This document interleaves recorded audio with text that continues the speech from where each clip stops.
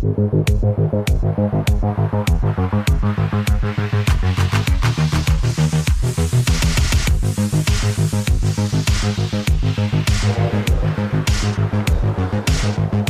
les amis, salut Charlie. Ça va Alex? Ça va, hein, on est Nous là sommes dans les chevaliers masqués. Ouais, obligé, hein, masqué. Bon, on espère que tout va bien de votre côté. Bienvenue dans ce live spécial musée Petersen, ici à Los Angeles. Live numéro 155, Sokal Franchise TV. Abonnement, YouTube, tout ça. Allez-y, partagez, c'est le moment. Merci, c'est super cool. Ça va Alex? Bah écoute, ça va, hein, surtout quand on a une beauté comme ça devant les yeux. Là, c'est du, comment on dit, des bonbons pour les grands. Donc à la Lamborghini Countach, là je pense que ça fait rêver tout le monde. Il n'y en a pas un qui nous regarde ou dans le monde qui va dire non, c'est de la merde, ça ne m'intéresse pas. Donc impossible, la Countach c'est un monument. Franchement c'est une vraie belle voiture. Et celle-ci en blanc comme ça, la livrée blanche, moi je trouve ça super cool. Ça fait vraiment deux flics à Miami. C'est tout à fait dans le ton des années 80. Moi j'adore cette voiture. Alors pour la petite anecdote, pour en avoir conduit plusieurs, c'est pas super, c'est moins cool à conduire que ça l'est à la regarder. Bon, le V12 fait un bruit magnifique, ça là-dessus il n'y a pas de problème, mais par contre la conduite, on ne voit absolument rien du tout dedans. Quand on s'installe à bord, le pare-brise est tellement plat que le pare-brise là il fait 1 mètre de long, mais en fait ton champ de vision il est à peu près de ça. Ouais. Et pareil, les portes sont tellement loin, tu ne vois absolument rien. Pour faire des manœuvres avec, tu es obligé d'ouvrir la porte, donc une porte papillon. Et de jouer, moi je faisais ça, je m'asseyais sur le bas de caisse et je jouais avec la pédale d'embrayage. Donc faut avoir l'habitude hein, pour pouvoir manœuvrer parce que tu ne vois absolument rien. Mais bon, c'est un mythe, c'est une super bagnole. Et c'est comme je le disais, ça fait un bruit incroyable. Le V12 Lamborghini, c'est vraiment cool. Que celui qui n'a pas eu cette voiture-là en poster dans sa chambre, nous l'écrive en commentaire. Parce que franchement, moi je l'ai eu. Tu l'avais pas eu toi le poster? Ah oui, bien sûr. Blanche comme ça, fond noir, je m'en souviens, mais... Et c'est vrai que là en plus de ça, c'est les 50 ans de Lamborghini, donc elle a été vraiment mise à l'honneur à Monterrey il y a 3 semaines là maintenant. Et cette caisse-là, elle est absolument incroyable. Alors toi Alex, sur les dessins originaux, il n'y avait pas d'aileron. Pas d'aileron, non. Ça c'est une version, c'est l'évolution. Donc les originales n'avaient pas d'extension d'aile et n'avaient pas l'aileron. Ouais. Alors les extensions d'aile, j'aime bien. L'aileron, par contre, il a pris une claque quand même. Hein. Ouais, il a quand même une forme incroyable. Moi, je trouve que ça lui va bien. Ouais. Ça lui va bien, ça va bien avec la voiture. Ça lui ajoute, c'est déjà un truc assez incroyable comme ça. L'aileron, moi je trouve que ça en rajoute. Sur ce genre de voiture, c'est une voiture qui est discrète, tu mets un aileron, oui, ça fait une tâche, tu vois. Ouais. Que là, le truc est quand même assez exacerbé déjà, le design est assez exacerbé. Moi je trouve que ça lui va bien. Non, okay. Elle est vraiment belle, c'est une belle voiture. Très belle caisse. Alors les amis, ce qu'on va faire, c'est qu'aujourd'hui on va vous présenter le premier étage. Là, donc en fait, il y a en ce moment il y en a 2 qui sont ouverts. La collection James Bond est fermée pour l'instant. Donc on va faire l'étage supercar et en dessous les voitures de course. Et quand James Bond sera ouvert, peut-être on reviendra. Il y en a qui ont demandé aussi si on pourrait aller dans le Volt. Mais je pense pas parce que dans le Volt c'est en sous-sol et je pense qu'on va avoir un problème de réseau. Dans le sous-sol ça capte pas. Donc on va pouvoir déjà faire tout ça. Supercar, donc on va se promener avec vous, on va voir par quoi ça commence. Désolé, et ben on l'enlève le stabilisateur. Technique de stabilisation, donc on va déstabiliser. Ça... Voilà, tiens-le. Hop. Pas de problème. Le matériel, allez vas-y enlève le téléphone et voilà c'est parti. Charlie Boy tu nous tiens ça, merci, il y a le fiston qui est avec nous. Allez, c'est bon? Impeccable, tout le monde va bien, tout le monde est content? Est-ce que vous voyez bien? Tout le monde va bien, voyez tout le monde est content. Vous entendez bien? Jenny, tu nous dis s'il y a des questions? Donc là on va attaquer la première voiture. Voilà, 1886. Alors, puissance une réplique exceptionnelle de 0,75 chevaux. Donc elle faisait même pas un cheval. Et la vitesse subliminale de 10 miles à l'heure. Ah quand même, ça fait 16 km/h. Mais mets-toi à la place des 2 gars là que tu vois sur la photo. Les mecs, tous les autres étaient là en train de traîner leur cul avec des chariotes avec des chevaux. Et eux, les 2 beaux gosses, ils avaient leur voiture. Alors ça devait certainement être un truc à faire fonctionner, à démarrer, etc. Mais c'est assez marrant. Et bon, là, c'est incroyable. Franchement, regarde. Toi et moi, on se met un petit chapeau melon Voilà, là-dessus. la petite. Hein Bon, par contre, j'avoue que du point de vue moustache et barbichette, ils sont équipés. Ah, ils sont équipés. Ouais. Alors, comment ça marche, Alex? Bah alors là, c'est une très bonne question, je n'en sais rien du tout. Donc là, c'est un moteur qui marche au pétrole, à 4 temps. Et voilà, c'est tout ce qu'ils nous disent. Donc elle avait été déjà équipée d'une crémaillère de direction et d'un moteur à refroidissement liquide. Donc l'ingénierie de l'époque, hein, on est en 1886, c'est quand même assez cool. Moi j'aime bien toute cette période un peu victorienne et tout, c'est assez cool. Moi je trouve ça cool, c'est une belle pièce. C'est sûr, c'est un bel engin. Bon, confort de suspension, on retrouve les lames. Donc ça, je me souviens quand on avait fait un comment ça marche, Alex nous avait expliqué. Ah bah les lames, ça date du Far West. les chariotes de Far West, les banquettes, les sièges étaient montés sur des lames de ressort. Donc ça date, c'est vraiment empirique comme truc. Et on retrouvait ça encore sur les voitures il n'y a pas si longtemps. Donc c'est assez... mais ça marche, donc pourquoi changer un truc qui marche? Ouais. Yes? Ouais, est-ce que tu veux bien essayer de prendre la batterie externe et de la mettre sur le stabilisateur? Ah, tu préfères utiliser ça? C'est-à-dire que... Tu veux que je filme? Regarde, je vais Parkinson. Regarde. Non. Mais on va le relancer, sinon on le remet. Je veux bien, avec Allez, vas-y. Alors, commençons par le mettre là, si tu veux, Jenny. Alors, pendant ce temps-là, Alex, tu peux continuer à commenter. Moi, je suis en assistance technique, là. Donc là, on a plusieurs belles pièces. Donc c'est des pièces de musée, hein. Là, on a une Mercer Type 35 de 1913. Donc c'est vraiment early 1900. Et donc, je ne vais pas expliquer tout, ça prendra des heures. Mais ce qu'on peut noter, c'est vraiment l'utilisation. Moi, ce que j'adore de voir, c'est l'utilisation des matériaux. Donc là, on a du cuivre à tous les étages. On regarde le tableau de bord, on se croirait dans le sous-marin du capitaine Nemo. Moi, je trouve ça super cool. Et le pare-brise sur la colonne de direction. Voilà, le Nautilus. Le pare-brise sur la colonne de direction, aussi le petit protège. C'est super cool. Donc là, toutes les commandes, il y a beaucoup de commandes au volant. Donc j'imagine qu'on peut jouer sur l'avance à l'allumage, on peut jouer sur plein de trucs, sur la carburation, etc. Et toutes les lampes étaient des lampes à gaz. Donc on a une petite bouteille de gaz hein, pour alimenter toutes les lampes. Donc c'est cool.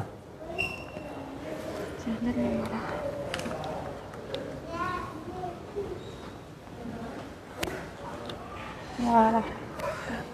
Ah, on est de retour avec le stabilisateur. Ouais. Merci. Merci à tous. Charlie.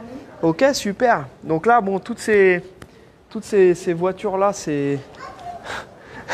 J'avoue, c'est spectaculaire. On en a vu beaucoup. Bon, j'imagine, tu as dû le dire, mais avec les jantes en bois. Non, j'ai pas dit, ouais, les jantes en bois. Non, les jantes en bois. Je trouvais ça super cool. Là, je sais pas si vous voyez là, mais c'est quand même fort. Je suis désolée. Là, il y a un truc que j'ai envie de faire, mais je vais pas le faire. Il y a le klaxon avec le pouet-pouet. J'ai envie d'appuyer sur le pouet-pouet, mais non.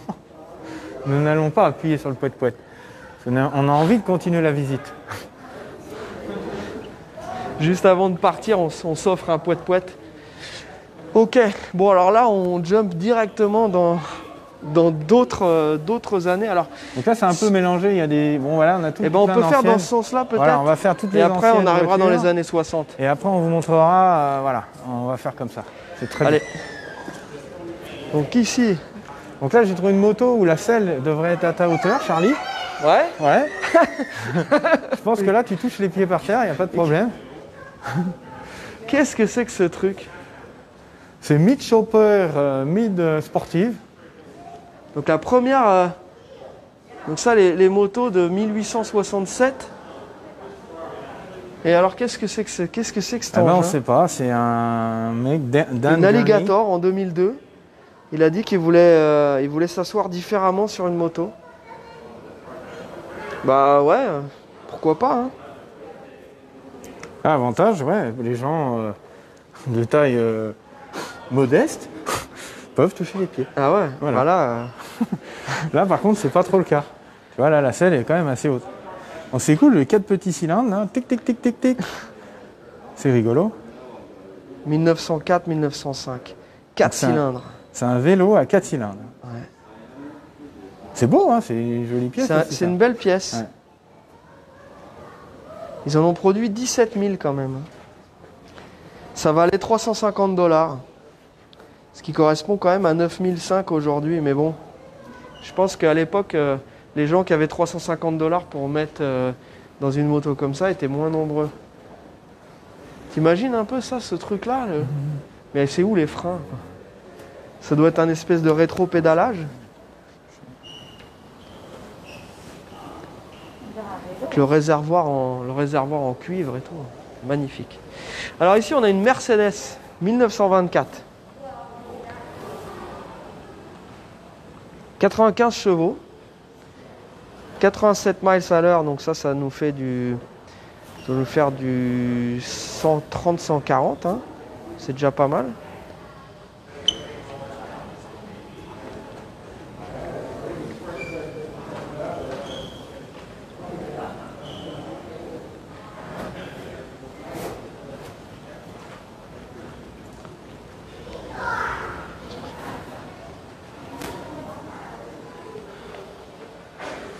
Un moteur Wankel rotatif Ouais. qui était monté sur une moto. Donc c'est rigolo. C'est rigolo, j'aime bien cette phrase, c'est rigolo. Je trouve beaucoup de choses rigolotes. Qu'est-ce qu'on a? Alors là, on a quand même un gros machin, hein. C'est balèze. Hein. Là, c'est la voiture de Gatsby le Magnifique. Une 1933 Duesenberg SJ convertible coupée. Et 400 chevaux, mon gars. Ouais. Supercharge, 7 litres. À l'époque, c'est la grande époque justement de Gatsby. Pour ceux qui ont vu le film, ils ont toutes ces grosses bagnoles surpuissantes et ils bombardent dans les rues. C'est assez incroyable. Je trouve ça super cool. T'imagines 400 chevaux là-dedans? Ouais, 400 chevaux. Bon, le truc doit peser son pesant de cacahuètes quand même, hein, parce que c'est quand même un peu bestiaux. Hein. Mais à l'époque, imagine, dans les années... Les pneus, les freins, la direction, les suspattes. Dans les années 30, 400 chevaux, t'imagines? Ouais, c'est incroyable. C'est incroyable, hein. C'est incroyable. Incroyable.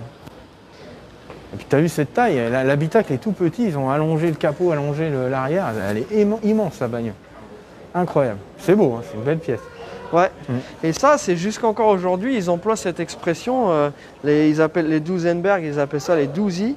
Et en fait, ils disent, c'est la référence, nous comme on dirait, ça marche comme une Rolls ou ça roule comme une Rolls. Eux, ils disent, c'est vraiment le summum de la caisse. C'est la Duesenberg, c'est la classe. C'est la grande classe. Ouais, c'est incroyable.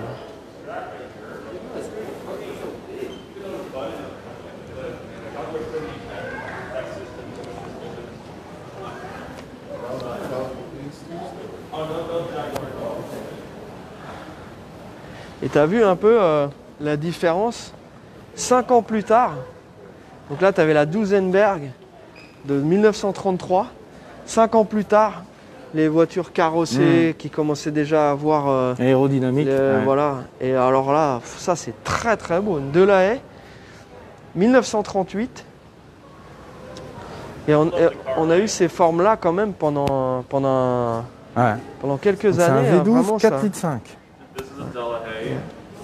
The Delahaye is a French company car. What the French love to do is install this lovely teardrop design on its tires, not just for aesthetics, but for aerodynamics.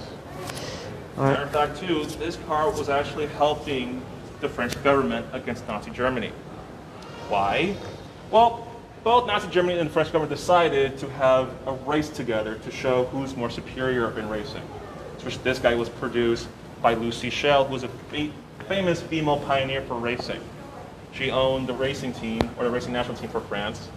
As a matter of fact, they won a lot of races with this guy. So much, they would actually reconvert it as a street legal car, to which they installed this lovely sunroof here, a wooden gloss interior, also this lovely color combination, which kind of looks like a French flag. You know, it has a lot of blue. Kind of. This is the French flag. That right there, exactly. But yeah, let me translate in French. Thank you very much for the info. So also, you got to translate this lovely grill right here. Ok, let me start. Donc cette voiture-là a été carrossée par Henri Chaperon. C'est une marque française, bien sûr, de Delahaye. Et donc là, notre ami le guide ici va nous parler un petit peu de la calandre. So what's good about that grill? Jenny, tu peux venir filmer la calandre? Just look at the color itself. Grills usually are in platinum Pas de raison. or in the steel color, but this one's literally tinted with burgundy, Yeah. which is why it's so unique. Ouais, c'est magnifique. Donc il dit qu'effectivement, d'habitude, on voit toutes les calandres qui sont chromées ou couleur cuivre à l'époque. Et là, celle-ci, elle est en partie ton carrosserie et c'est ce qui en fait la particularité. Donc voilà, elle est dans un état absolument incroyable. État musée. Thank you very much. Yes. We're gonna go ahead and continue a little bit. Yes. But thank you very much. Oui. Ah, c'est insupportable, là. Je te jure, le truc, ça vibre, ça.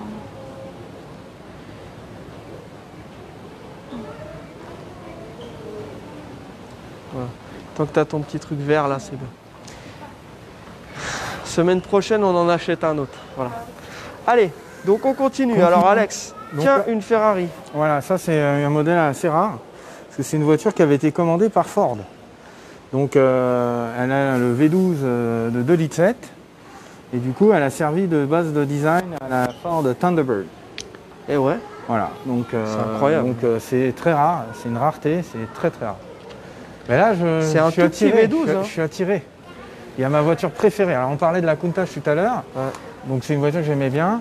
Mais là mon rêve absolu, ultimate de toute ma life, comme on dira, c'est celle qui est là-bas. Et là elle est en train de me dire bonjour, elle est en train de me faire coucou, je suis Ben, là. on va aller la voir. Et du coup voilà. Donc là, Je t'ai fait une dédicace quand on était sur la spécial pelouse dédicace. Ferrari. Ah Je ouais, t'avais bah fait ça une c'est mon dédicace. rêve absolu. Il y en Donc, avait les gens, deux. si vous voulez faire un GoFundMe pour que je puisse me la payer, n'hésitez pas. Hein. Mais le jour où je gagne au loto, c'est la première que j'irai me chercher. Donc là, bon, on va commencer à 512 BBI. Donc là, c'est un beau modèle. C'est une BBI, donc il y a deux modèles. Il y a la BB et la BBI. La BB, elle est carburée. Comment on dit, carburation, voilà. Et la BBI est injection. Donc celle-ci, c'est une BBI. Et logiquement, voilà.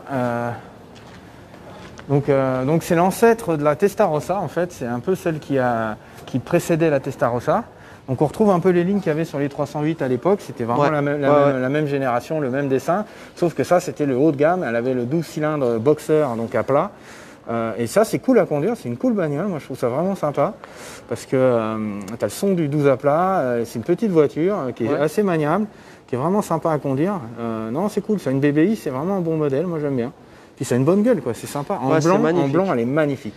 En blanche, moi, je la trouve exquise. Après, en rouge, bon, bah, c'est une Ferrari, donc ça va bien. Ouais. Alors, il y a une question. Oui. C'est sûr, Alex, c'est pas une bébé? Non, c'est une BB. Alors, il y a deux modèles, je viens juste de le dire. Tu as BB et BBI. C'est la même carrosserie, c'est juste le moteur qui change. La BB, c'est à carburateur et la BBI à injection. Parce qu'il y a toujours un petit décalage entre les questions et les infos. Donc là, une des particularités de cette voiture qu'on ne retrouve pas dans énormément de modèles, c'est ces fameux teintés orange, là, cette partie ici. Donc, je les ai déjà vus en blanc, moi. Ça, tu les as les vus versions, je Ouais. crois que les versions, si je ne me trompe pas, les versions américaines, ils sont blancs, les feux avant. Là. Ok. Ah, c'est une cool Ouais, caisse. c'est une belle caisse. C'est vraiment sympa. Ouais, et je t'ai dit, la dernière fois, on a vu la 288 GTO, Ouais.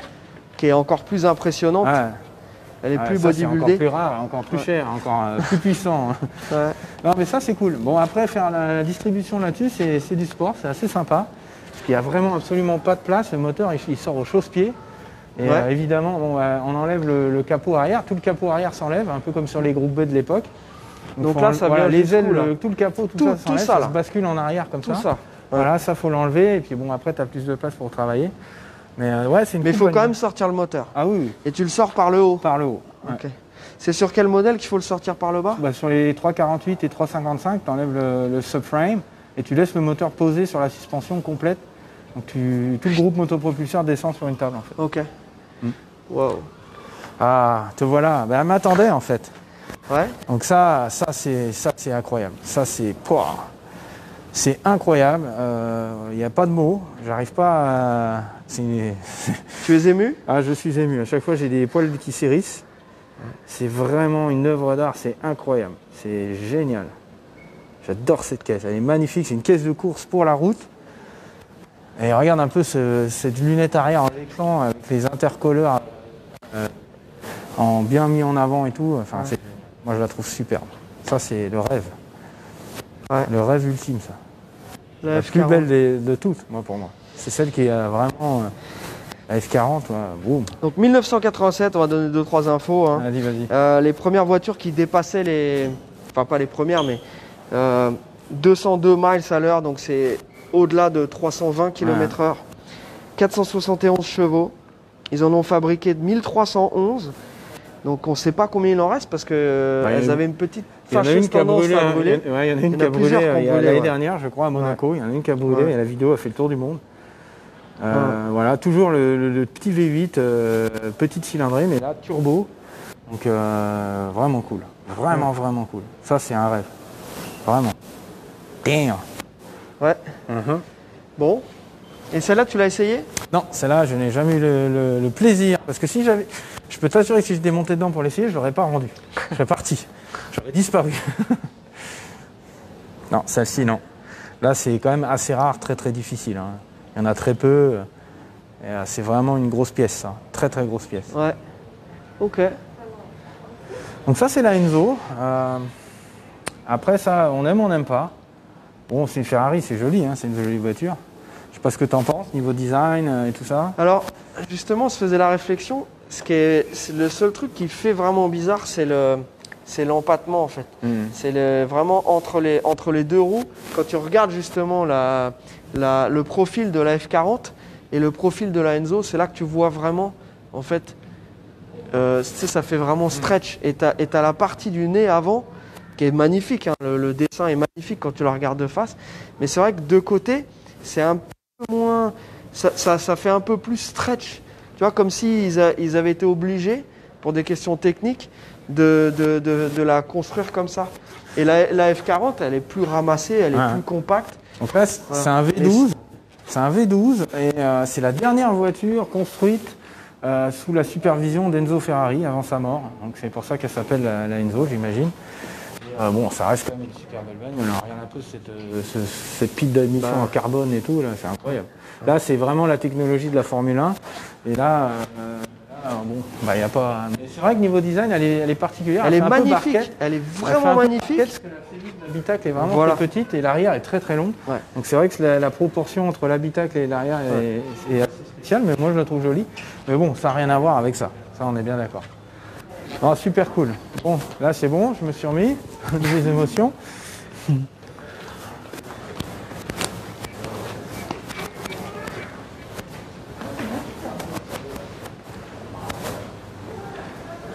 Ouais. Et là d'ici, si tu veux filmer les deux, pour que les gens qui nous suivent puissent... Alors bon, il y a des gens qui sont... Pourtant, j'avais demandé de privatiser le musée, je comprends pas. Donc on voit bien là hein, la différence d'empattement entre les deux voitures. La F40 beaucoup plus ramassée, la Enzo qui est plus longue.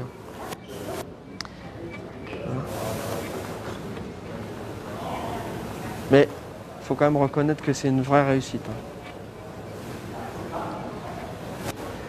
Voilà. Alors qu'est-ce qu'on a ici? C'est une Spyker de 2008. Donc la voiture esthétiquement je la trouve pas incroyable. Moi ce que j'adore c'est les finitions. Regarde un peu les ducts en aluminium sur la carrosserie et regarde cet intérieur inspiré des premières heures de l'aéronautique. L'intérieur est assez incroyable. Ouais. Les rétros, regarde ce beau rétro, le design du rétro. Et on en a vu une quand on était à Monterrey, on en a vu une en Spider. Donc en fait, on avait vraiment vu sur tout l'intérieur. L'habitacle est incroyable. Ouais, l'habitacle est vraiment spectaculaire. Ça ressemble un petit peu, alors je sais pas si ça a quelque chose à voir. L'avant, il fait un peu Maserati, je trouve. Hein. Ouais. Ça fait un peu Maserati. En fait, c'est un mélange de plusieurs styles. Cette voiture-là, c'est vrai que le design, bon, c'est particulier. Il y a quelques éléments qui sont vraiment cool. Ça ressemble un petit peu, ça fait penser un peu à la Z8 BMW, ça fait penser un peu à Maserati. Et par contre, l'arrière, ça fait plus voiture anglaise. C'est spécial. Alors celle-ci, c'est l'unique one of one Il n'en existe qu'une seule comme ça. C'est une 93, donc c'est la Isdera Comandantore. Donc, le V12 Mercedes de 6 litres. Et moi, ce qui je trouve génial, c'est le petit détail. Regarde le rétro. Donc, ils ont pondu un petit système de rétro sur le toit avec une fenêtre pour voir dedans. Ah, ça, c'est... là, c'est fort. Là, ils ont fait fort. Et là, Jenny, tu peux filmer donc le fameux V12 Mercedes 6 litres. Donc là, si on regarde, pareil, hein, c'est une voiture un peu barquette du Mans. Ça fait vraiment un peu long tail, effectivement. Ouais, c'est une voiture du Mans, quoi. Tu vois ce que je veux dire? Ouais. C'est vraiment le design, c'est ça, quoi. C'est cool, hein? Cool. La voiture est unique. C'est unique au monde. C'est le seul endroit où on peut la voir, cette voiture-là. Est-ce qu'on peut avoir des petits retours de nos amis qui regardent, si la qualité, si tout ça va bien, vous entendez bien? On a des petits soucis avec le stabilisateur, mais bon, là, ça a l'air d'aller. Faites-nous des petits retours. Et puis, on va continuer. On va continuer à aller regarder un peu tout ça. Qu'est-ce que j'ai vu? J'ai vu la fameuse Cobra. On a vu va repartir de là. Là-bas, les Ferrari, les 250.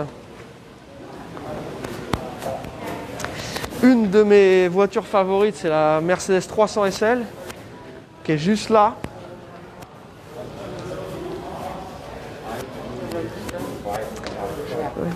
T'inquiète. Oh, go ahead. Thank you. Donc là, on a une Murcielago de 2003 et elle a été conduite, elle a été dans Fast and Furious en 2017, donc c'est la voiture du film. D'accord. Ça a de la gueule quand même, une Murcielago, c'est une belle caisse, quoi. C'est très beau. Vraiment cool. Hein. V12 6 litres 2, ouais. 571 chevaux. L'intérieur est très cool, très sympa, avec du carbone forged, diamanté, le cuir surpiqué diamanté. Non, elle est belle. Puis en orange comme ça, moi je trouve que c'est cool. Je la trouve vraiment belle. Belle caisse. C'est une belle caisse. Et ce qui est cool, c'est qu'ils l'ont mis en quinconce dans le film quand même. C'est pas mal ça. Avec d'autres jantes. Ah non, je pense qu'elle a roulé dans la neige, donc les jantes étaient pleines de neige. Tu crois que c'est ça? Oui, je pense que c'est ça. Ah ouais.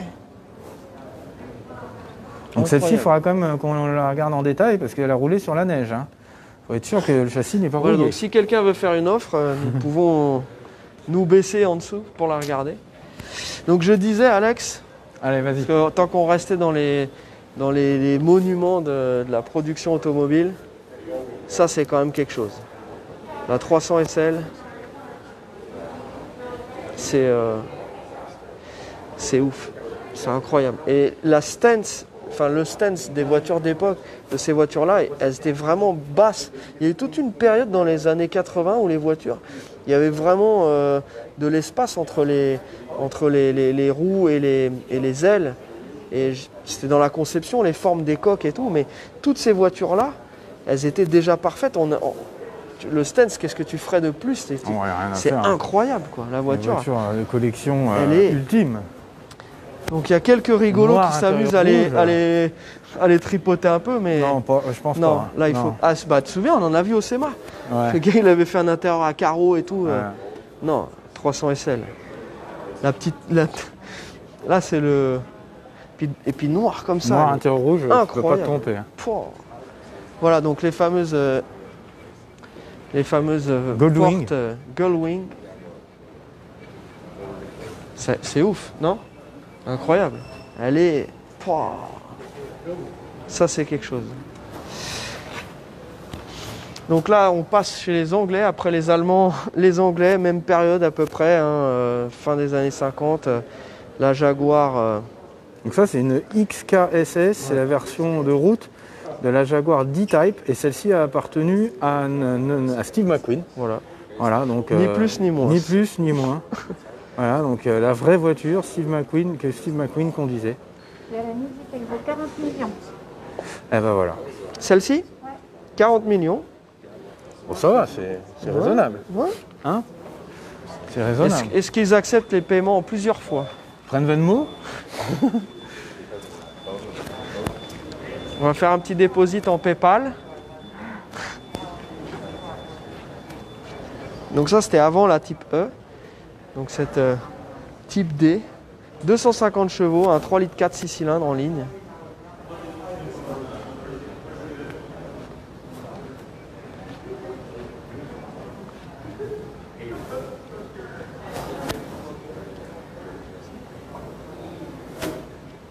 Waouh.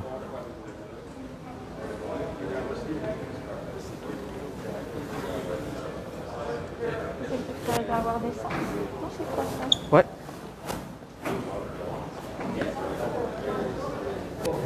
Conduite à droite. Allez. Donc après les Allemands, Une petite les Ferrari. Anglais, Donc, les c'est une Italiens. 250 GT, long wheelbase. Donc, et celle-ci, je peux te dire qu'elle est rare, parce qu'ils n'en ont pas fait beaucoup. Ils en ont fait 7 au total, et ça, c'est la 5e. Ok. Et du coup, donc c'était la voiture qui était entre la Tour de France et la Short Wheelbase, berlinette. Et donc, ils avaient pondu ce modèle, long wheelbase. Donc, ils en ont fait que 7. Waouh. Incroyable, hein. Bon, sur le V12 Colombo, comme sur les autres 250 GT, mais bon, c'est une belle caisse. Et moi, je trouve ça marrant parce les 250, ça m'a toujours fait rire. Parce que c'est vraiment à l'anglaise, quoi. Ça fait vraiment très, très Aston. Ouais, le quoi. look. Ouais. Le look. Et puis les ailes, hein, tu vas Ouais. retrouver les ailes aussi de la Cobra, un peu vraiment le look de ces voitures-là. Il y avait aussi une Alpha qui ressemblait beaucoup à ça. Et ouais, c'était vraiment le design de l'époque. Bah, d'ailleurs, si tu regardes hein, l'aile de la Mercedes, Ah oui, de toute façon, c'est les designs qui étaient à la mode Ouais. à l'époque. C'était la référence. oh, c'était C'était le genre de magnifique. référence, quoi. Donc là, Alors si tu devais choisir niveau design entre ça et la Mercedes ou la Jag, j'aime bien la Mercedes. moi Ouais, aussi. ouais. Alors je choisirais la Mercedes. Après la 250 GTO, ça c'est une 250 GT, mais la Ah. 250 Ah. GTO c'est bon, considéré comme je crois la voiture la plus chère du monde. Ouais. Mais et que c'est vrai que c'est absolument magnifique. Mais voilà, je pense la 300 SL, pour l'instant de ce que j'ai vu là, c'est ma préférée. Alors ça, c'est aussi une de nos préférées, bien entendu, puisque on a la Cobra 427 juste derrière nous. Après, si tu veux, on se fera un petit... ça, c'est quoi? C'est des autoradios d'époque. Ouais, il y a des autoradios, il y a des... Et carburateurs aussi, ouais. Ouais. Donc là, on a le fameux le Rochester, celui que tout le monde connaît, ils sont montés sur les Chevy beaucoup, du groupe GM, celui-là, là, le Rochester. Ouais.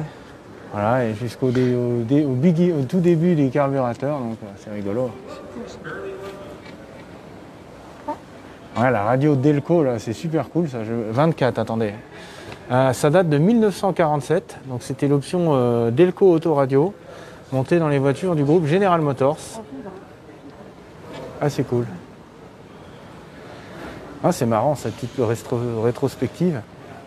Et là, les premiers compact disques, lecteurs compact disques Sony, ça doit être des années 80, ça, un truc comme ça, on va regarder.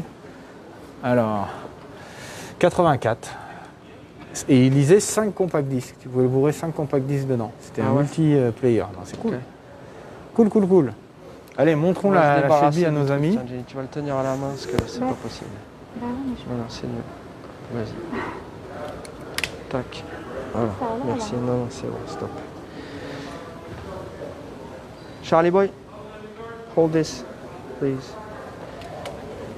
mais là, je tourne, ça va. C'est pas grave.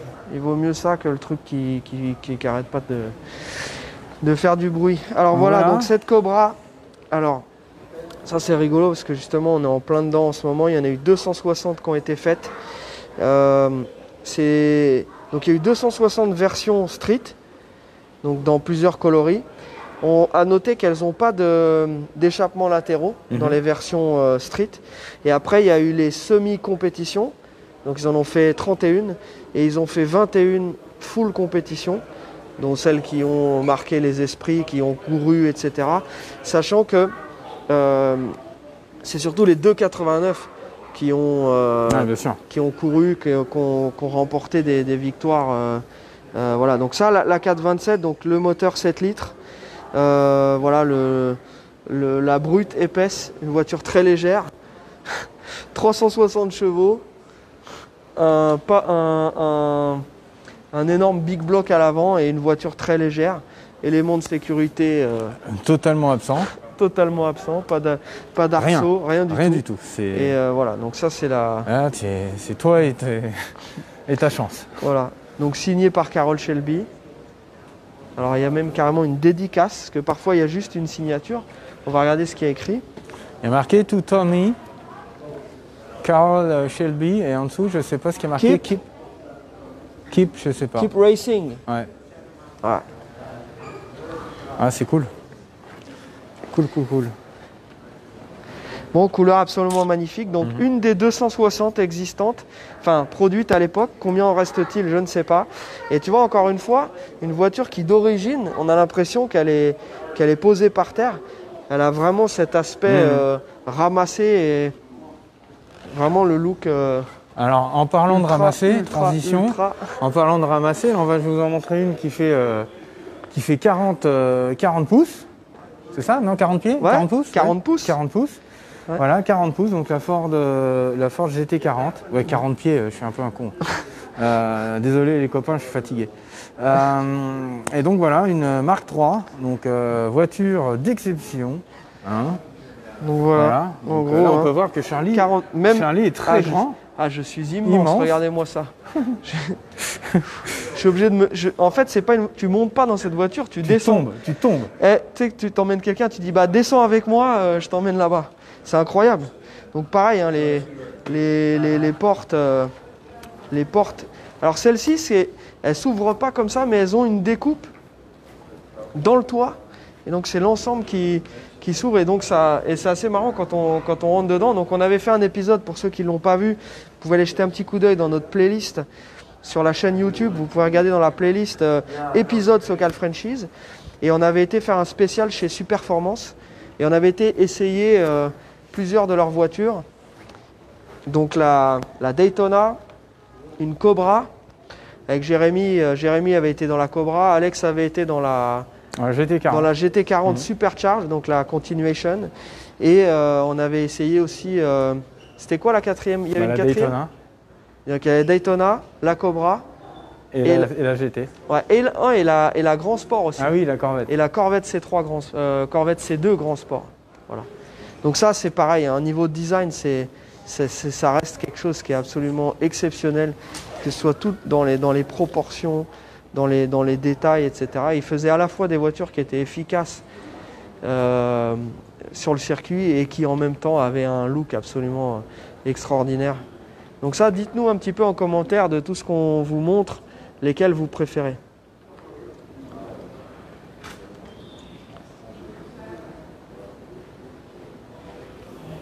Jérémy il dit c'est 10 millions là. Ok. Bah, c'est bien déjà 10 millions. Après 40 millions, on arrive vraiment dans les sommes des voitures exceptionnelles. Mais c'est marrant parce que Steve McQueen, c'est tellement un mythe que chacune des voitures dans lesquelles il a roulé ou tourné sont vendues ou se vendent ou valent très très cher. Voilà. Donc ça, cette GT40, c'est ouf, c'est magnifique. Tiens, viens voir un peu le 3/4 arrière.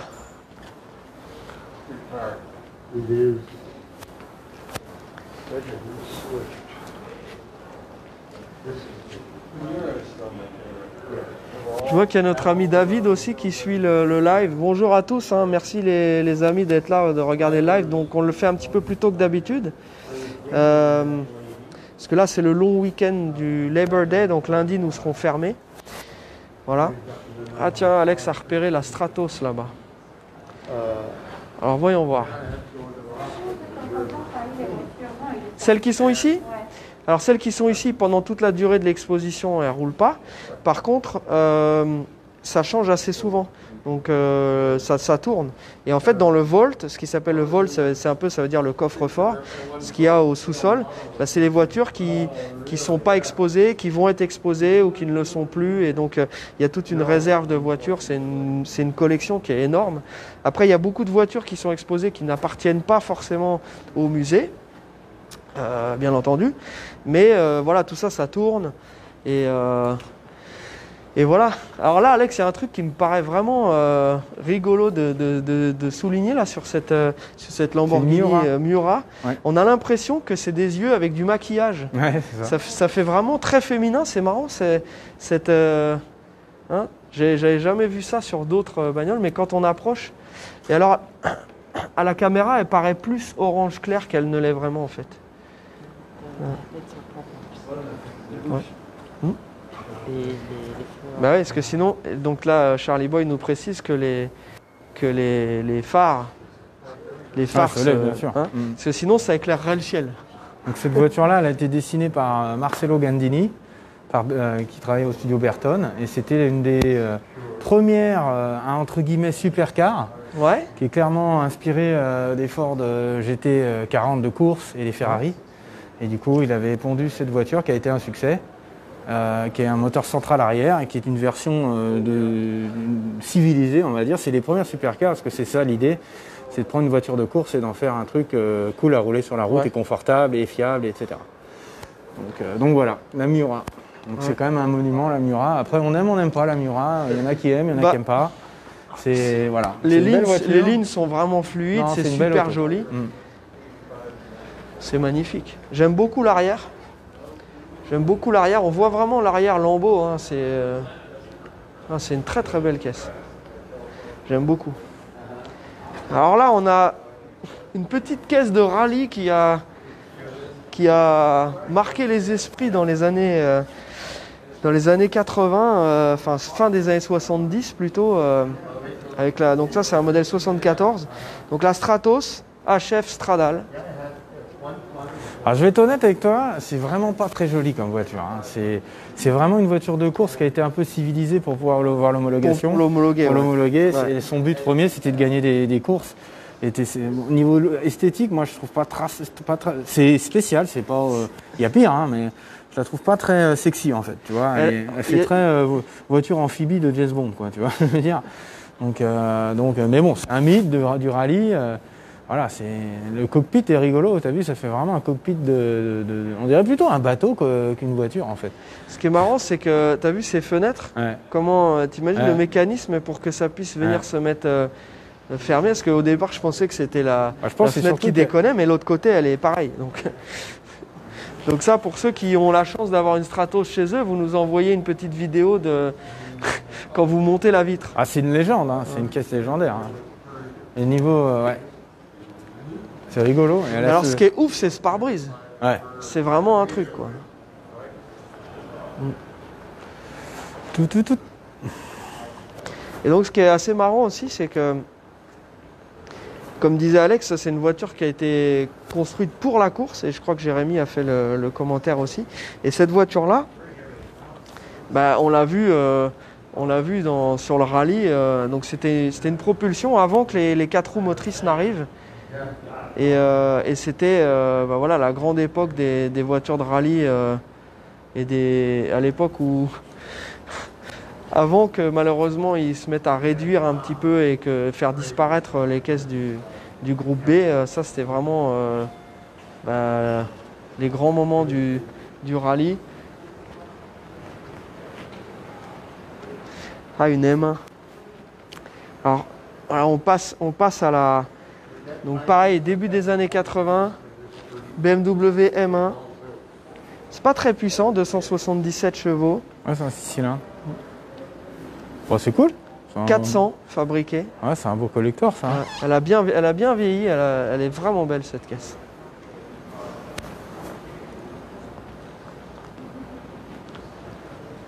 Oh là.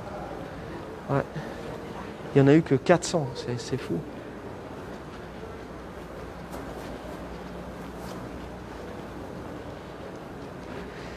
Ouais. Et t'as vu Alex, c'est les feux arrière de série 6 en fait. Ouais.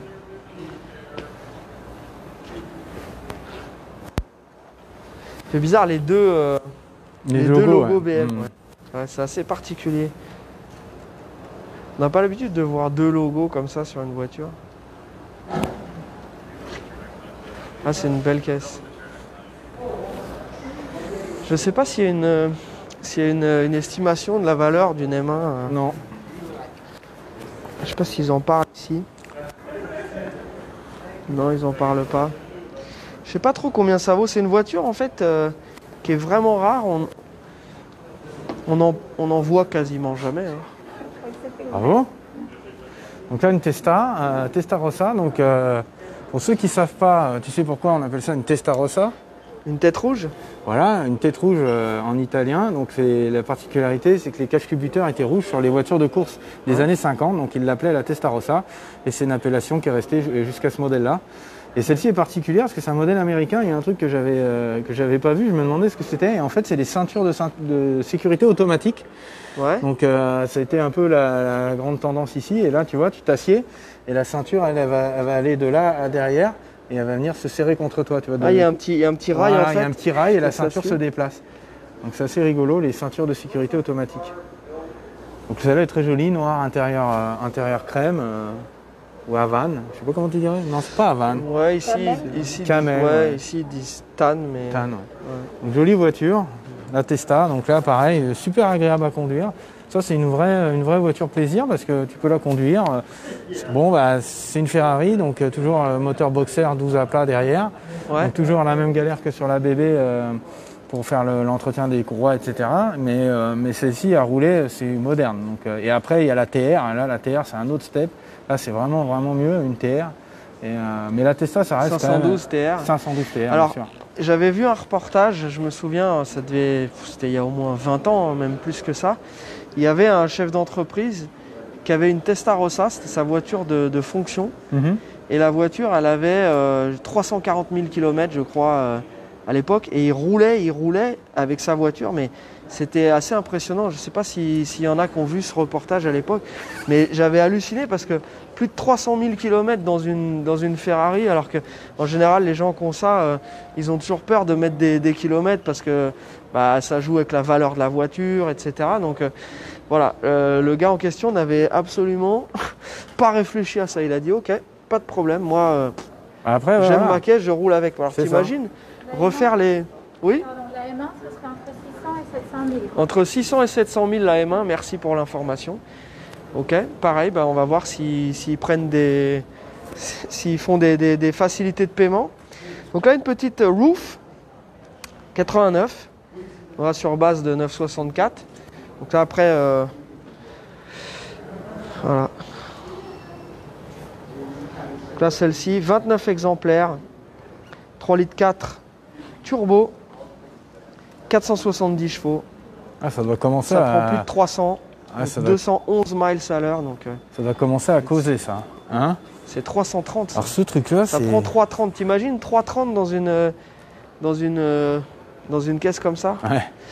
Le Alors, Julien qui dit 300 000 km, ça fait un paquet de dépose moteur.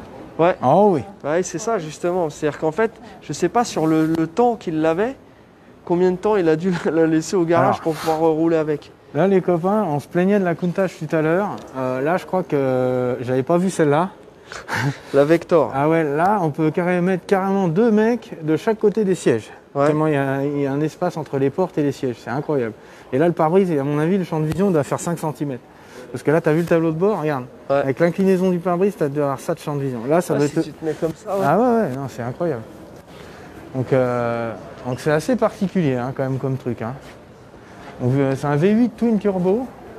Ah ouais, c'est une voiture du futur quoi. C'est là Incroyable. franchement, c'est un Donc truc. fabriqué à Los Angeles. Ouais. Ouais.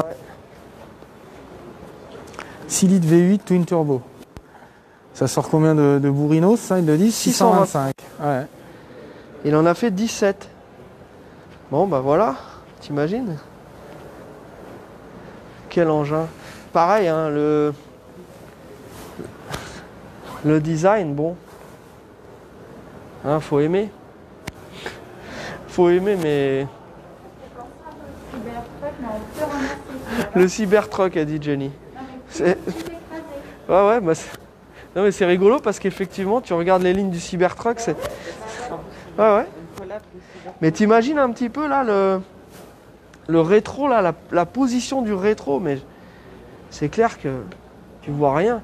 Par contre, Alex, on dirait que c'est des sièges de Ouais, c'est Corvette Recaro. C4. Ouais, c'est des Recaro, des... Ça ressemble à des Recaro. Ouais. Alors c'est des trucs faits un peu à l'artisanal, à la main. Ouais. Ah, c'est particulier, hein. Faut vraiment. C'est un drôle de truc. Hein. Bah ouais. Hein? Bon, après, si on veut être à 100% honnête, c'est pas la plus belle caisse qu'on ait jamais vue. Non. Bah, disons que le design, ça s'improvise pas. Ouais. Tu vois, il y a une juste mesure. Et là, je pense que le gars, il a dit, on va prendre une Countach et on va la faire tout plus. Ouais, mais À ça marche pas. l'américaine. Ouais, ça marche pas en fait. Non, c'est. Ça marche pas du tout. Quel engin. C'est un Bon, en gros même temps, engin. c'était en 60 combien? Alors attends. Non, Ah oui, non. le concept car c'était en 76, mais la voiture a été construite celle-ci en 93. Ouais. Ah Au ouais. secours. Ouais, Donc là, ça j'aime bien. Honda NSX. ouais. Donc ça Ou c'est Acura une ici. voiture. Alors ceux qui ont eu du nez et qui les ont achetés il y a Au une bon quinzaine moment. d'années, bah, ils ont eu du nez parce que c'est une voiture qui a quadruplé en valeur. En trouver une en bel état, avec pas beaucoup de miles, etc. C'est très compliqué et c'est très cher maintenant. Moi j'ai eu le plaisir d'en conduire plusieurs. Et c'est une super bagnole, ça tient le parquet incroyable. Et pourquoi? Parce que le châssis, le développement châssis a été fait en collaboration avec Ayrton Senna à l'époque, qui était donc le champion de Formule 1 de l'époque. Et du coup, niveau châssis, c'est absolument incroyable pour une voiture qui, je le rappelle, est de 91.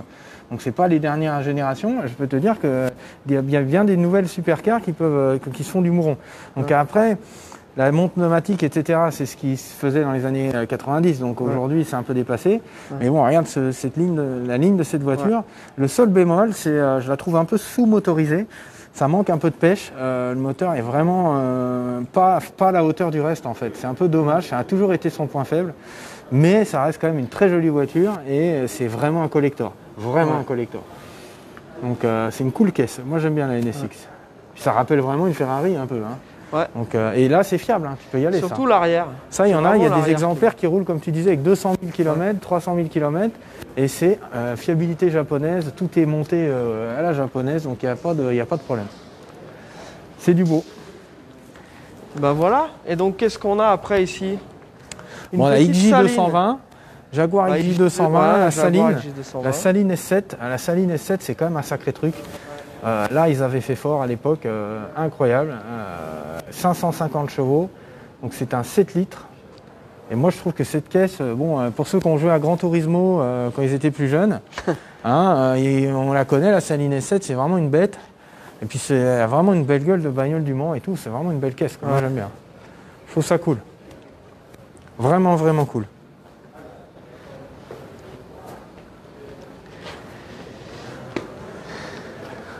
La marque au trident. Ça, c'est beau. Ouais. Ça, c'est beau. Une MC12 2005. Bon, c'est l'ancienne voiture de Michael Schumacher. Ouais. Voilà. Et je crois qu'il me semble... attends, que je dise pas de bêtises, mais il me semble qu'elle a quelque chose de spécifique, celle-là. Je me demande si c'est pas celle qui a été... attends. Bon, il a participé au développement de la voiture. Ouais. Et voilà, c'est ça. Et en fait, c'est la seule qui a été faite en noir. Et spécialement pour lui. J'avais vu ça. J'ai vu ça passer il n'y a pas très longtemps, c'est marrant. Ouais. Donc c'est la seule MC12 noire et c'est celle de Michael Schumacher. Waouh. C'est cool, hein? Imagine rouler avec ça, là, je peux te dire que c'est la classe à Dallas, hein. Il y en a pas. Regarde l'aileron derrière. Non, c'est absolument incroyable. Et pareil, hein, mais là on voit. Là, tu vois la Enzo. Ouais. La Enzo, c'est exactement cet empattement. C'est vraiment cette génération-là de voitures avec le moteur à l'arrière. Elle est belle, la couleur et tout, elle est vraiment belle. Magnifique. Super ça, belle. C'est beau. Vraiment superbe. Elle est on dirait. Ouais, métallique. Elle est métallisée. Ouais. Essaie de choper les feux arrière. Enfin, le 3 quarts arrière. Et l'intérieur, tu as vu, c'est vraiment luxueux, tout en carbone, en cuir. Les paddle shifter et tout, non, super cool. Donc là, tu as vu, tu as le petit repose-genou qui se déclipse et derrière, tu as un truc, ça doit être le coupe-circuit. Ouais, c'est le coupe-circuit. Donc tu déclipses le petit couvre-genou et pour aller couper le circuit.